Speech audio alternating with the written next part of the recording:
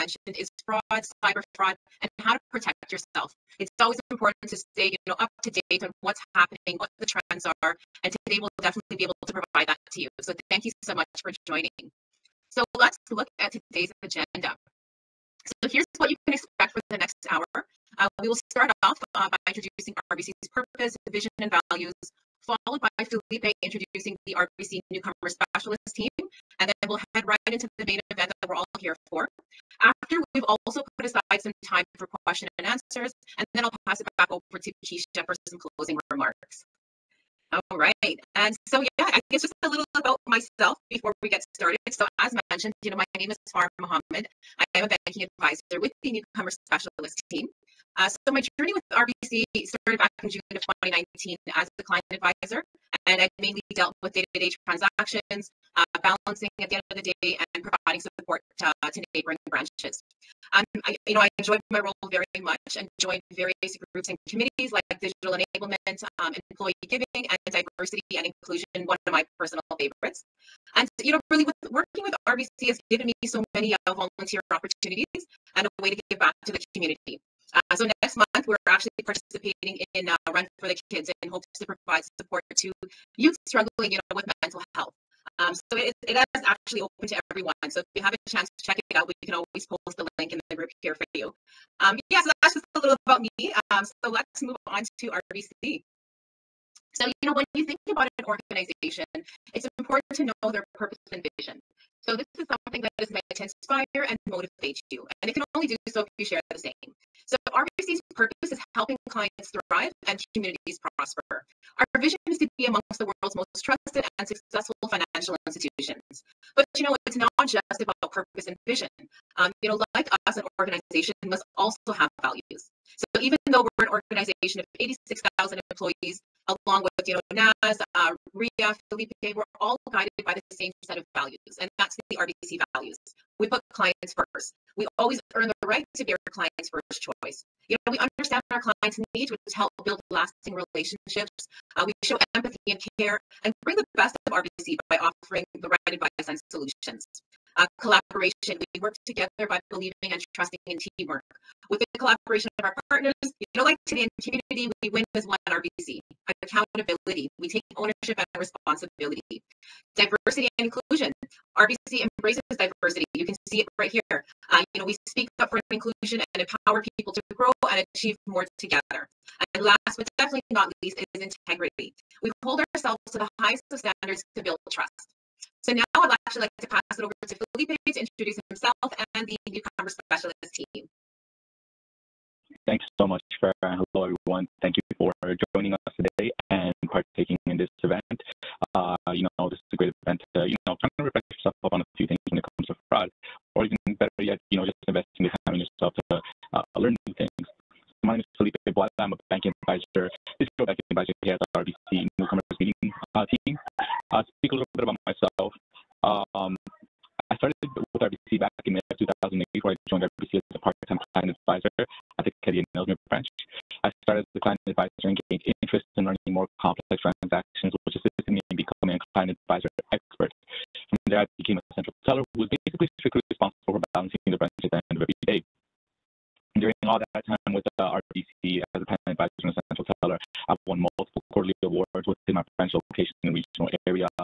And from that, now I'm a banking advisor for the Newcomer Specialist team, who provides financial literacy for the communities of newcomers as well as students. I was our previous experience in property management, which I studied at Humber College, and I also enjoy creating music, and I performed at the Canadian Music Week. For those who may not know what that is, it's a week in May, pardon me, where a lot of artists from far wide around the world come to perform in front of a Canadian audience. And you'll meet a lot of incoming artists, actually, which is really great. That's enough about me. Let me introduce to you our RBC Newcomer Specialist team. As you can see here, this is our core team, our East Toronto core team of Newcomer Specialists. You have Nats, who is our assistant branch manager, Ria, Farah, and myself as the digital banking advisors. Even though it's not about the location, because basically you can contact us virtually and reach out to us from basically almost anywhere. So next, I also like to say that it's just not about us, but we want to be able to do this without our community partners like ACCES, who is a key partner to this incredible journey. So we focus energy to our internal partners, communities, and clients for a more holistic and organic approach. We focus on putting newcomers and clients at the center of everything that we do. Our goal is to be prepared and proactive at all times for our clients' path. And as of March of 2020, we've taken our branch digitally, where we facilitate all of our events online. So we provide financial literacy, ranging from buying your first home in Canada, buying and building good credit in Canada, buying and getting good credit in Canada, saving and for retirement and fraud prevention. Just to name a few, we also provide advice that goes beyond banking and our banking system. So our experts help explore in different fields like HR tips, role discovery, job search, mentoring as well. So with that being said, let's get started on today's event, which is fraud and cyber fraud. So let's talk about what do we mean by the term cyber fraud. So cyber fraud is the crime committed via a computer with the intent to corrupt another individual's personal financial information stored online. Cyber fraud is the most common type of fraud, and individuals and organizations need to be vigilant to protect their information from fraudsters. So we're in an age where the digital realm has increasingly woven into itself, into the fabrics of our personal and professional lives. And many of the technology that we've come and rely on has accelerated faster than regulatory bodies can actually adjust to. And we're already on track to becoming a pretty digital world, but this year and the previous years has accelerated things a lot faster. So this has brought many positives and new opportunities, and Canadians have increasingly relied on the internet to conduct everyday activities such as buying and selling goods, or simply looking for a job. So the question is, who is getting targeted, especially for fraud and cyber fraud? So one of the biggest mistakes we make is actually a natural neuroscience one, is thinking that it can happen to me. Well, the phrase for the folks, it reinforces that it's pretty not much if but when these attacks will happen. Small businesses are actually a big target for cyber criminals and fraudsters. It's not about big companies. In fact, over 90% of security breaches are the result of people making mistakes and getting pulled into a scam or clicking on a malicious link. While we hear about big company data hacks in the news, it's actually the actions that you take as an individual that have the greatest impact on the security of your financial and personal information. Experts say that people, not technology, are responsible for as many as 95% of cyber breaches, often caused by factors like curiosity, sophisticated social engineering, and just plain simple human error. Now, from January 2014 to December 2016, it's estimated that Canadians have lost over $290 million of fraudsters. Now, I'm not here to scare you with stats like these, although $290 million is a shocking number. I'm here today to talk to you about fraud, help you become informed in what it is, how it happens, and how you can protect yourself so that you don't become a victim. We'll go through different types of fraud, focusing on the most common tactics of today, helping to train you to spot fraud before it even happens. Understanding what fraud looks like, you'll be better able to recognize a suspicious situation, stop a fraudster in their tracks, and react quickly if something does happen. So my goal here and our BC's goal is to make sure you are informed and well protected. So let's get started. So what is fraud? A lot of you are probably asking yourself, we've got a clear understanding of what it is. So fraud is essentially when somebody tricks or deceives you for their own personal or financial gain. Cyber fraud is any crime that is committed with the use of a computer or through online data, and therefore can also happen on or through your mobile phone. In this day and age, fraud has many faces. It can take the form of stealing your identity, gaining access to your bank accounts through stolen cards or passwords, or tricking into giving away money or information. It's important to also touch on cybersecurity. It is the practice of ensuring the systems that work the way the designers operated or intended them, and are only working the way they have been made or intended to work. Our entire world operates on computers, and with the right software, these computers can do almost anything, from making phone calls to simulating flights, flying an airplane. The role of cybersecurity is to ensure that these machines only do the things we want them to do, and to prevent cyber criminals from using them for malicious purposes. Now, we've got to ask ourselves, how does fraud happen? And fraud can happen in a number of ways. For instance, fraudsters may gain access to your information and accounts. This is often achieved by going to your mail and getting your address and account number. or they may watch you enter your PIN or password when you're doing your banking, or getting their hands on debit cards or simply credit cards. And perhaps most commonly these days, fraudsters will tap into curiosities, fears, and desires to try and trick you into sharing confidential information, whether it's personal or financial. Now, in fact, when it comes to all this, humans are responsible for over 90% of breaches. 90% of security breaches are the result of people making mistakes, and it happens to all of us, to be honest. Getting pulled into a scam or clicking on a malicious link, while we hear about big company data hacking in the news, it's actually the actions that you take as an individual that have the greatest impact on the security of your financial and personal information. Believe it or not, they're always finding ways to make sure they trick you, because there are systems in place that put a stop to this. But the moment they trick you is the moment that they can get your information. Now, even though there are many different types of fraud, we're going to go through every type of fraud because it can take a very long time. So what we're going to talk about today are some of the most common types used by criminals today. As you can see on the screen, you'll see that we have 6 types that are most commonly used. I'll be speaking about number 1, password compromise, 2, debit and credit card fraud, and 3, social engineering, things like phishing and spoofing, phishing and smishing.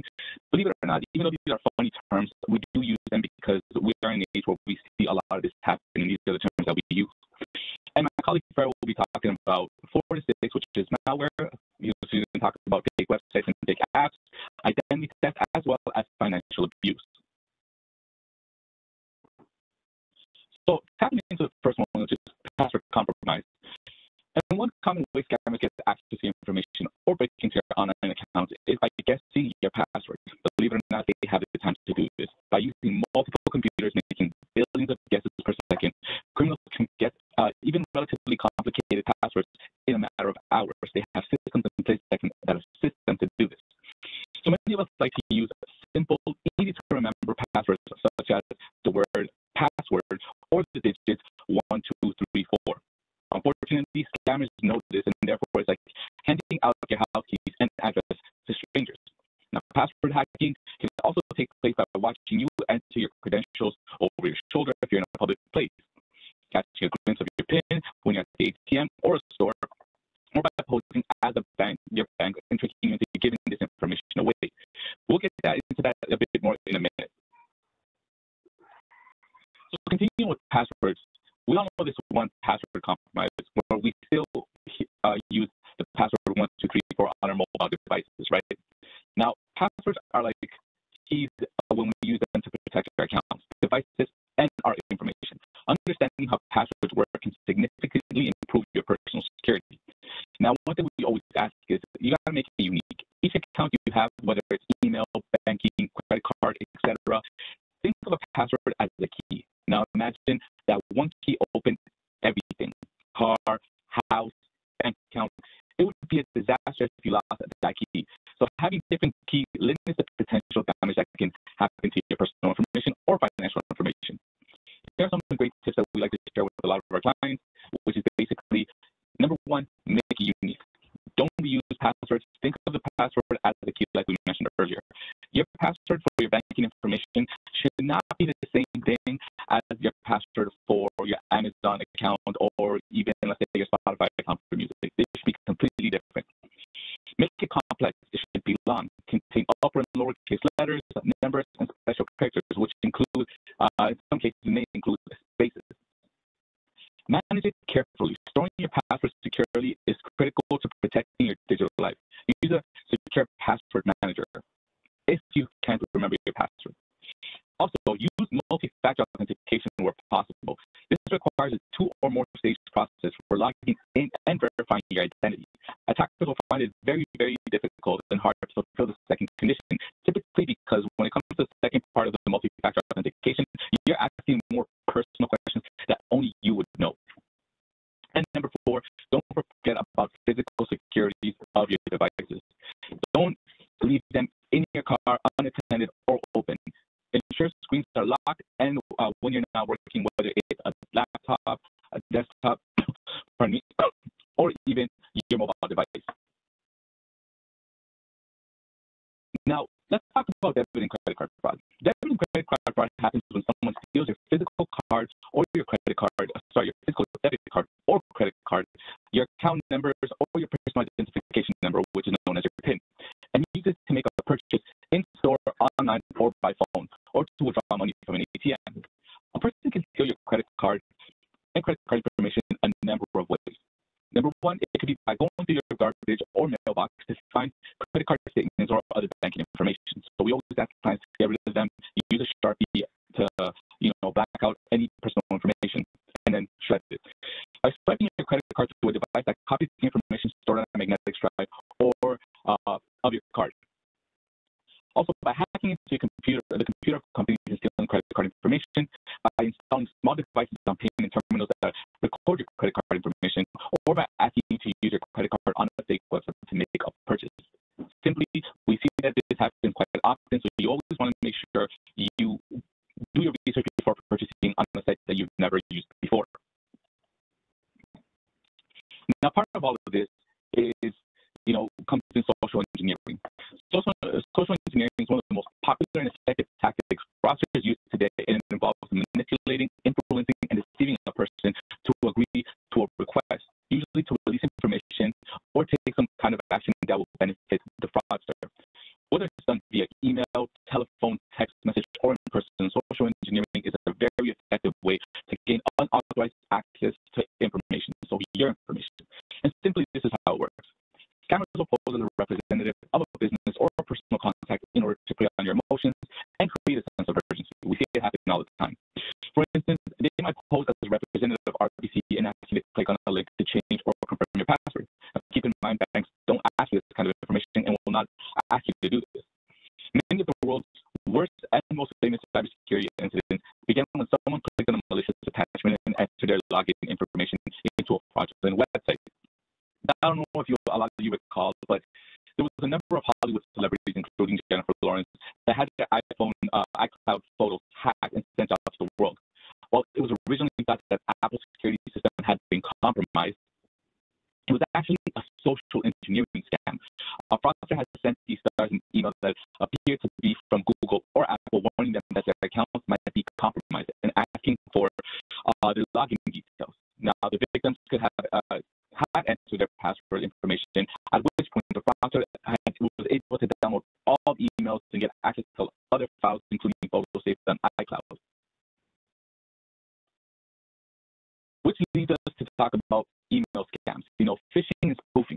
Phishing and spoofing are two forms of social engineering done over email. Now, phishing scams take advantage of your fears.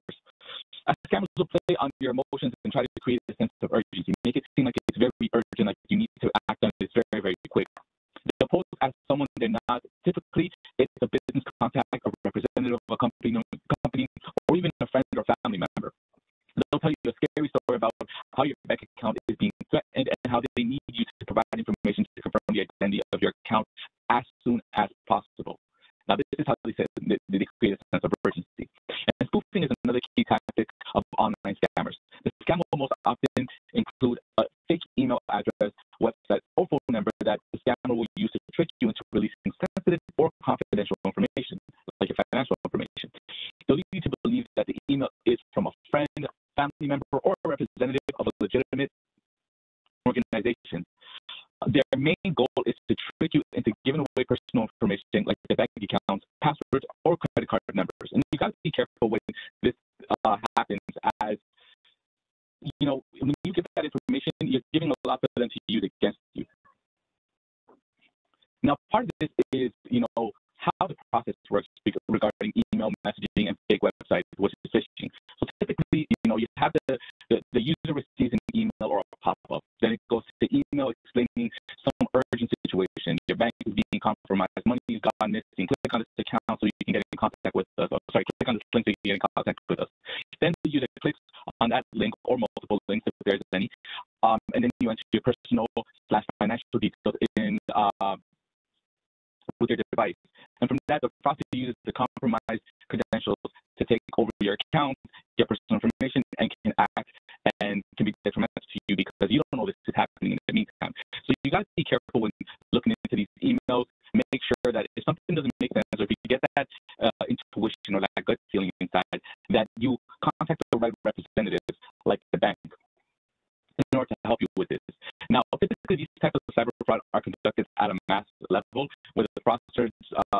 send out mass emails hoping someone does click on a link. So you're not alone. You're not being targeted alone. It's going out to a lot of people in order for them to click on these links, hoping that someone does click on that link. Now, when it comes to phishing, how do you protect your business against phishing? I can't stress enough. It's about knowing who your suppliers and your clients are and being very careful about sharing personal or financial information only with those you trust. And you'll see on the next slide that these are some quick tips that we would like to include.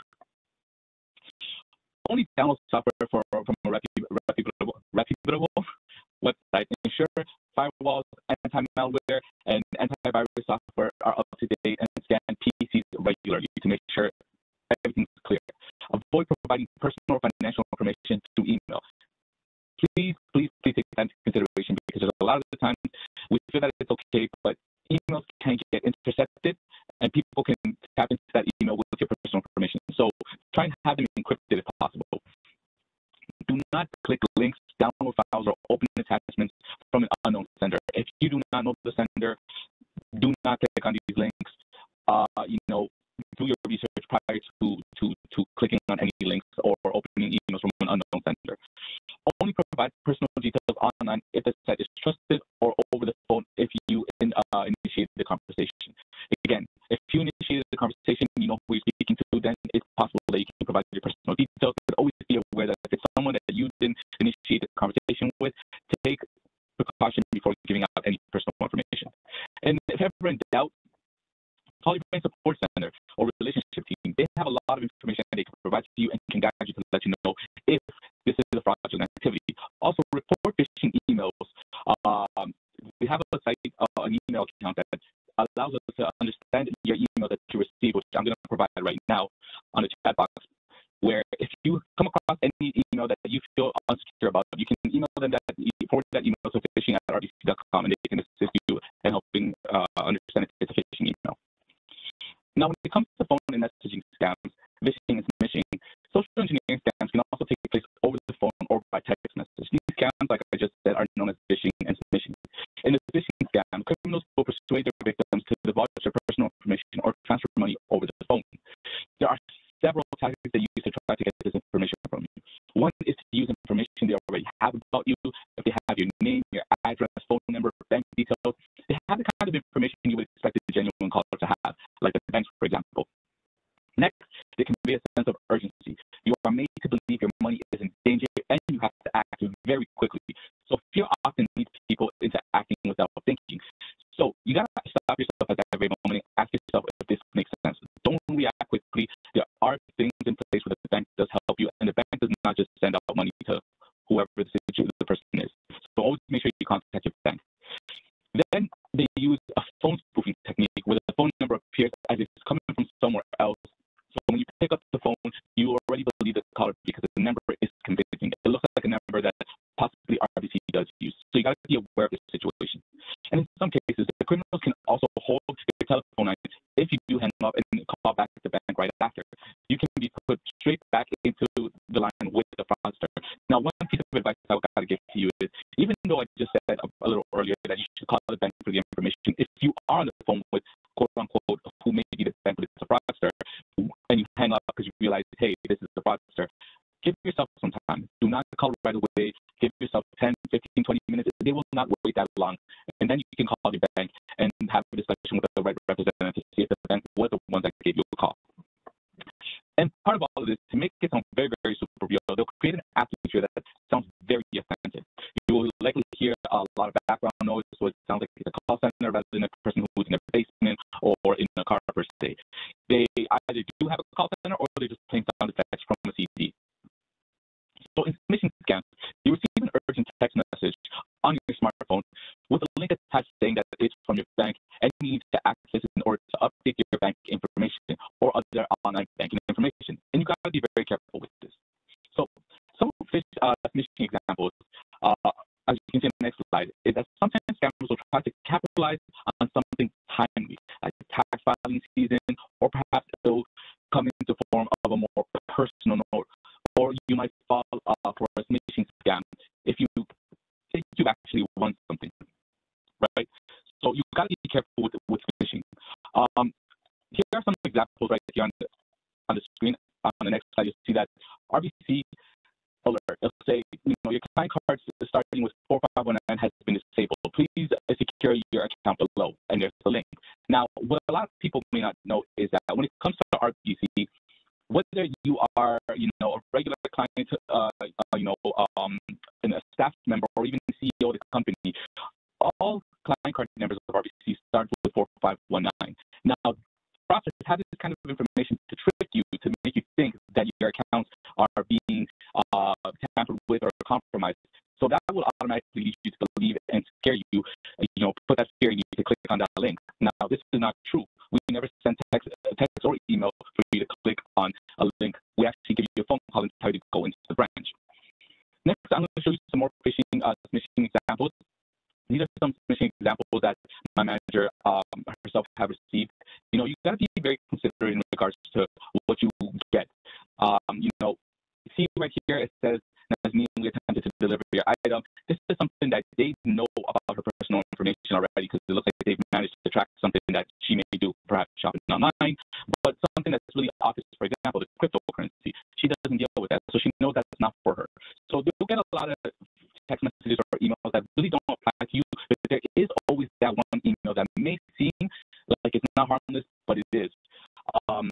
And they can get your personal information. For example, like the delivery one. Maybe she does do shopping online. Actually, all of us do. So you might want to click on the link to see, hey, this might be the tracking number. Always be aware and make sure that the number or the email that you're receiving it from is from the actual supplier or the website or the store that you're purchasing this from.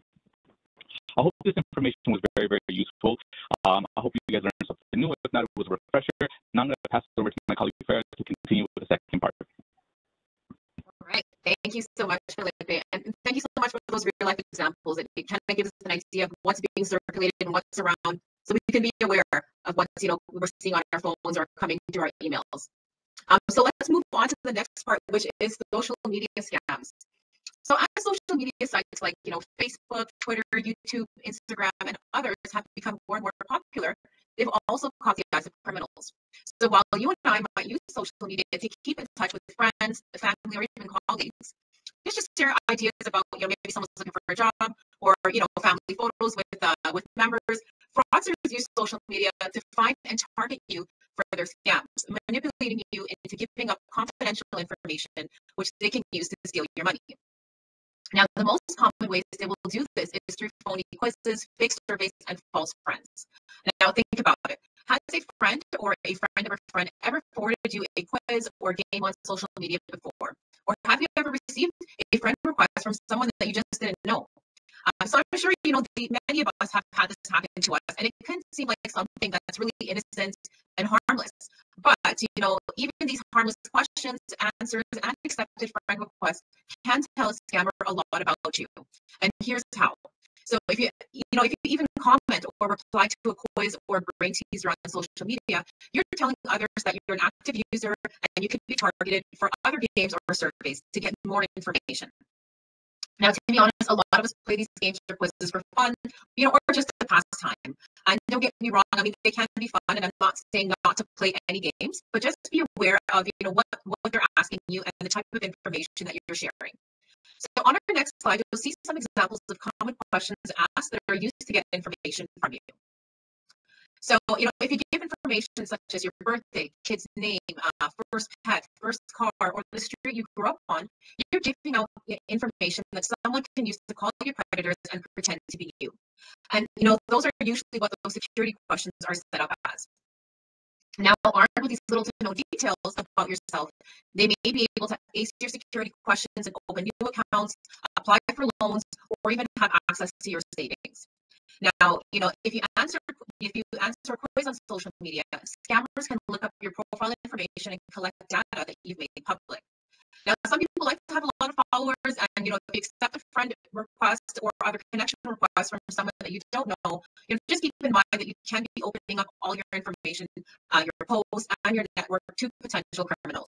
Not everybody out there wants to be your friend. So you must be wondering, right? Well, how do they do this? So, You'll learn a lot about this in our next section called malware. So I'm not sure if you've heard the term before, but once I start talking about it, I'm sure it might ring a bell. So malware is often used in combination with social engineering scams. So Philippe kind of touched on that a little bit earlier.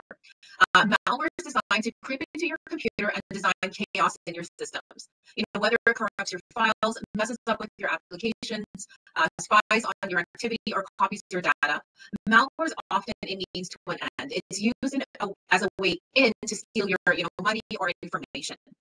So keep in mind, signs that your device might be infected could include decreased computing speed, missing or deleted security software, and more commonly, an increase in your computer freezing or crashing.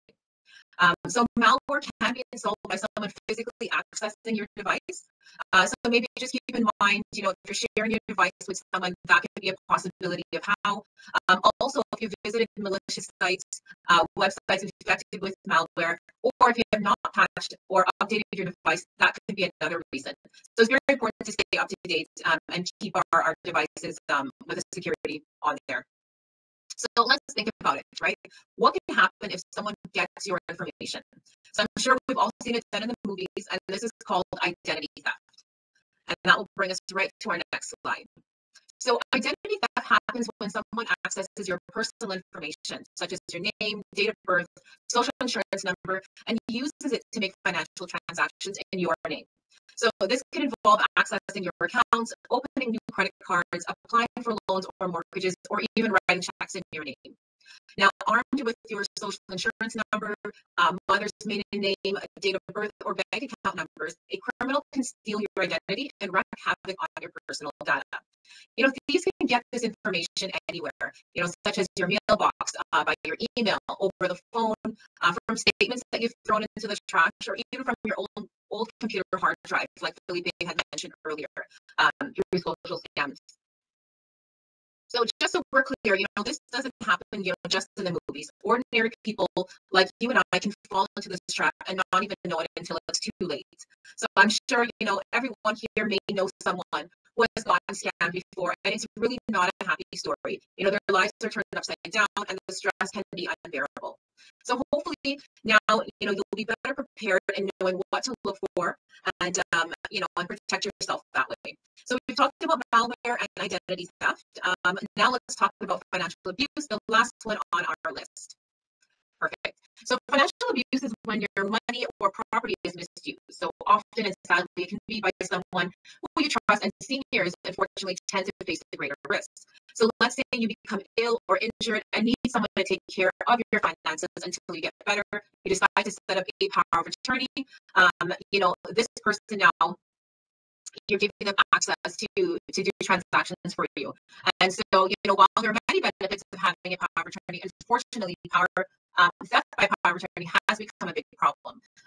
Financial abuse might start with them buying a little something for themselves, and then gradually it can turn into money missing from your accounts, or even credit being applied for in your name. So it's very important, to look into this. Now, sometimes it's harder to detect because you've changed maybe your mailing address and you're not receiving the bill statements anymore. So if you need someone to perform banking activities on your behalf, it's a good idea to speak with a banking representative about options other than sharing your PIN. We can help you set up perimeters on what they're allowed and expected to do, along with other options available. And really, banking has come so far over the past years. We recommend signing up for online banking if you haven't done so already. It's a very convenient tool for financial protection, and it lets you see all your transactions, lines of credit, investment, mortgages, so you can spot anything suspicious right away. And and obviously, Great Plus is your saving paper. And of course, it's password protected. So let's take a look at some additional steps that we can take to protect ourselves.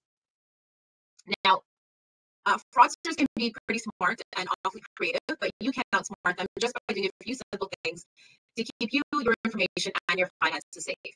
So here's some ways that you can protect yourself against identity theft, when you're at home, at the ATM, or just out and about. So to start, we highly recommend shredding or thoroughly destroying pre-approved credit card applications, bank statements, credit card receipts, bills, and expired credit cards. Remember, these are important documents, so you don't want to have them lying around. It's also a good idea to only carry around the credit cards you need and never to carry your SIM with you. A further way to protect yourself from fraud is to keep a close eye on them, especially when you're handing them over paying for something. Fortunately, because of chip and pin technology, this helps protect that kind of fraud if someone attempts to make a purchase requiring those. Another innovation from RBC is the lock your credit card feature. This is an awesome feature. It lets you lock your credit card from your mobile or even through your online banking if you happen to misplace it. If you're not sure you've lost it and can't find it, the lock your credit card feature prevents transactions from going through until you're able to locate it again and turn off that lock. Now, this feature is also works for your debit as well, and it really gives you that peace of mind, especially to those if you've been running errands all day and you really don't know where to start looking for your card. So when you're using your debit or credit card, whether it's at the ATM or in a store, be sure to shield your PIN with your hands or your phone to make sure no one sees what you enter. If you feel crowded, don't be afraid to ask for space. You're protecting yourself, and it's a good habit to practice, whether it's just yourself and the cashier or whether you're with a friend. All right, so covering your PIN, as I mentioned, is very important. It's one way to protect yourself. But what about online, and how can we protect ourselves there? Well, when it comes to doing anything online, there are ways to protect your information and your money. Whether it's your online banking, a government site, or even your Netflix account, it's a good idea to create a password that's complicated and hard to guess. Remember, your password is a fraudster's gateway to your information. A good rule of thumb is to make sure your password meets these 4 criteria. And I know Felipe touched on it earlier, but we'll just recap here. So make sure it's random. The word password or 1, 2, 3, 4, 5, 6, they're not good choices, right? Neither is your pet's name, street address, or your birthday. And these are things they tell you not to put your password as. It should be long. So think about a song lyric or a quote that you like, and that will make sure it'll be easier for you to remember it that way. And it should be something that's unique. So by using a mixture of capital, lowercase letters, numbers, and special characters, that way it'll be even tougher to crack. And of course, never use the same password for everything, because once they get that one password, now they have access to everything.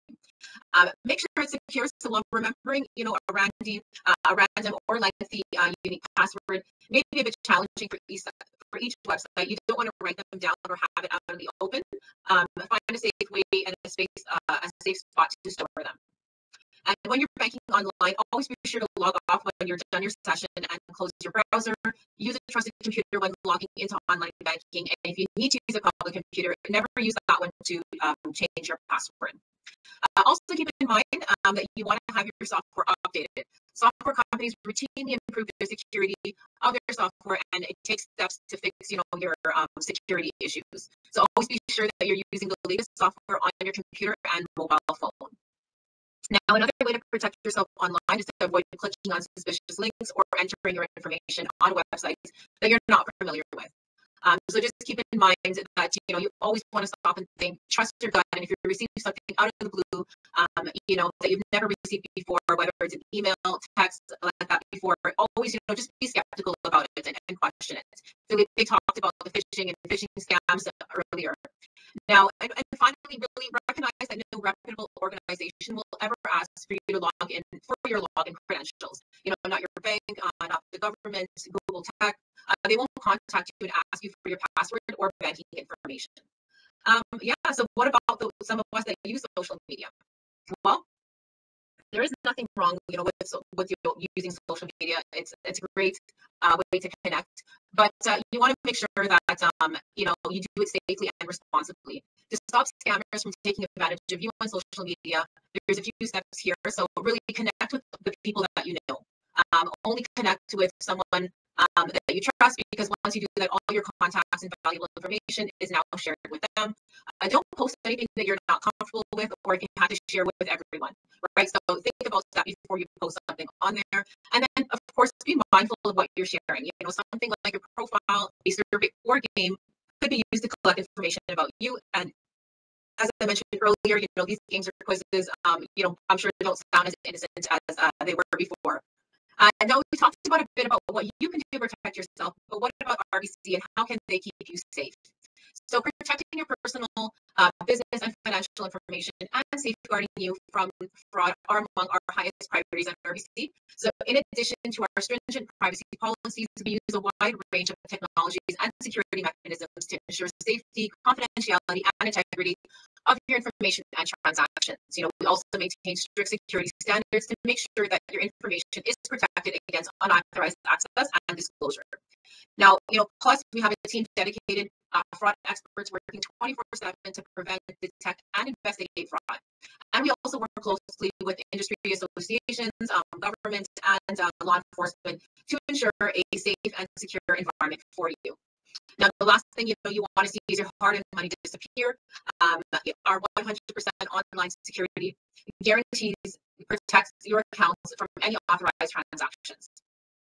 Not to mention, we hold seminars like these where we talk to you about today's fraud trends and tactics so you can better be prepared for yourself and spot fraud before it happens.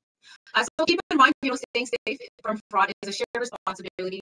You play a huge role in your own security, and you're definitely taking the right step by being here today. So, there is a lot of places that you can stay informed about the latest scams. One source is the RBC cybersecurity site, where we publish the most frequent scams, so you can stay up to date on what's happening. So I'll enter that in the chat for you. And then also, of course, government websites and reliable news sources are a good source as well. So that really brings us, towards the end of our presentation. I know it's a lot of information, crammed in there. We're really trying to give you the most that we can in the time that we're given today. There is a chat box, so feel free at this time to enter your questions in the chat, and we'll be happy to answer them. And of course, our information will be shared, so you're more than welcome to reach out to us to connect with us after the session today. So thank you so much for your time.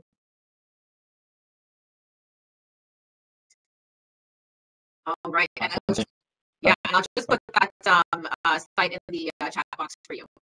Oh, I already did it for you. Don't worry about that. Thank you. Yeah, no problem. But thank you so much, Charles. We have a lot of interesting information. Hopefully everybody took into consideration what Farah said. I mean, you never know when it comes to this day and age. One thing I do want to say from speaking about this is that one thing you have to keep in mind, everyone, is that these fraudsters typically don't have a 9 to 5 like we do. They try and work hard per se in ways to find ways of taking your money, so they have the time to create new ways. Like I said, right now I want to open up the floor for any questions. There's no such thing as silly questions. Get informed. You have us right now to ask any questions. This is a safe space to speak about anything, or if anybody would like to share a story, feel free to type it in the chat or let us know if you have any questions.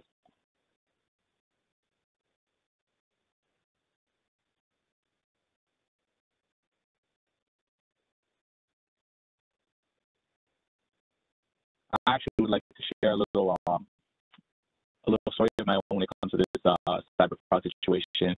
For those who are here, obviously, we're in this day and age of technology. We have a lot of social media apps, and there's a lot of things that are new to us, kind of like something called an unboxing. I remember one time I got very excited in regards to a package I got because that ordered something I was really looking forward to. I was able to get it, and to my excitement and not thinking clearly, I managed to go on social media and do a quote-unquote unboxing and share it online. Because of my excitement, I didn't realize that I had not taken down the shipping label, which had my name, my address, and the company who had shipped it to me. From that little incident alone, all of a sudden I started getting a lot of emails, a lot of FedEx, UPS emails, DHL emails, as well as quote-unquote emails from fake websites saying that the specific item that I like or the brand was having a major sale.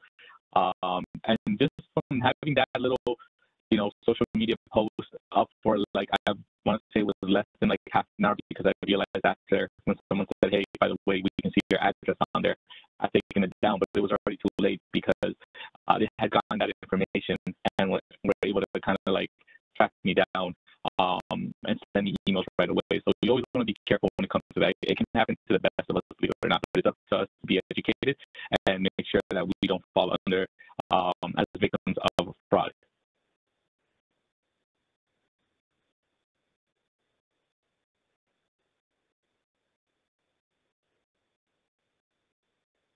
I don't know, but if anybody else like to share a story or have any questions?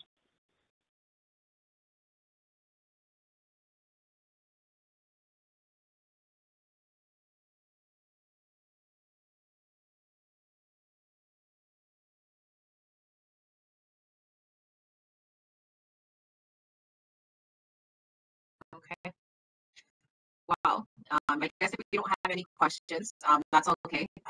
You guys are more than welcome to reach out to us after the event if you like, if you want to connect or share something there. Um, I do see one question here now. How to deal with repeated scam calls from the same source. Yeah, so definitely something that's really annoying, right?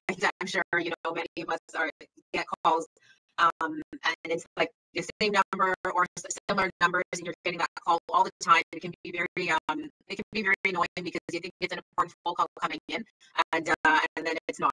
Yes. So something that I've done actually is I've actually just saved the number, and so when that number comes in, I already know I'm not answering that call.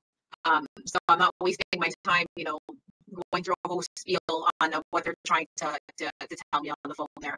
I'm not sure if anyone else here has come up with something to do to help those annoying phone calls, but that's something that I've done. Yeah, definitely. When it comes to repeated calls, I'll definitely say that majority of the time, because we're in a day and age of technology, and I hardly know anybody that has a landline now. It's always to your cell phone. Every cell phone has the option of blocking numbers, and you can always Google these numbers prior to blocking them if you're not aware if it's an actual financial institution calling you. Believe it or not, Google is a pretty amazing resource because there are people out there that actually post information about this. So there are people that commit fraud, the people that are trying to stop it as well. So you just Google the number, and if you read anything about fraud, block it right away. Best way to stop those numbers. They can't keep calling you. They can keep trying over and over with different numbers, but again, once you start seeing that happening, right away they're trying to get to talk to somebody or give away information, right? Now, I do see another question here where it says, if we like the definition of cyber fraud that I spoke about out there, I can definitely put that up there. And it says, two, what about your LinkedIn address? Do fraudsters ever use professional information? I have a very complete LinkedIn profile, but it does not have financial information. You know what? Sites like LinkedIn are very, very, again, it's not to say that I don't put anything past any website because, again, they can grab that kind of information. But LinkedIn, you see a lot more professional individuals, and I believe that LinkedIn, the way the way LinkedIn is set up, compared to any other social media website, you have to input a lot more information because they want to know who you are. Because remember, you can get in contact with a lot of individuals from around the world in order to make connections. The kind of information that you would put is more so work related, but it's not in full detail what it is. So you are pretty safe. We haven't come across anybody who has had any situation where the information was taken from LinkedIn, but that is, it's only a matter of time if these fraudsters try anything with that. So far as I know, any information I've had in LinkedIn hasn't been compromised or anything like that, and hasn't been used against me. So I think it's pretty safe there. I think it comes more to social media, like things like Instagram, Twitter, TikTok, Snapchat. Because you're posting pictures of your personal life, what you like doing, your hobbies, things like that, and that's how I got caught. LinkedIn is more professional, so you're more reserved, and you treat your identity a lot different than you would on your personal social media accounts. So that's why I think LinkedIn is not somewhere where they can actually attack you and your personal information as much, even though it's personal in a sense where it's work related, right? They also said that I have the landline and the magic jack. That's actually really good to have when it comes to that. But when it comes to landlines, even now with the phones, with landline phones, there's actually phones that I believe I have one ourselves, like at our house right now. My father-in-law has a good phone that, believe it or not, the moment he sees the number he doesn't recognize, it gets blocked. If you're calling too much, it gets blocked. So we have those kind of landline phones now that you can just block numbers as well.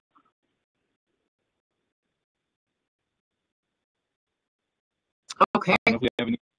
Yeah. Yeah, no, I think at this point we'll pass it back over to Keisha. And if anyone wants to, ask any additional questions, Felipe and I are here. We are on LinkedIn as well, so please reach out to us.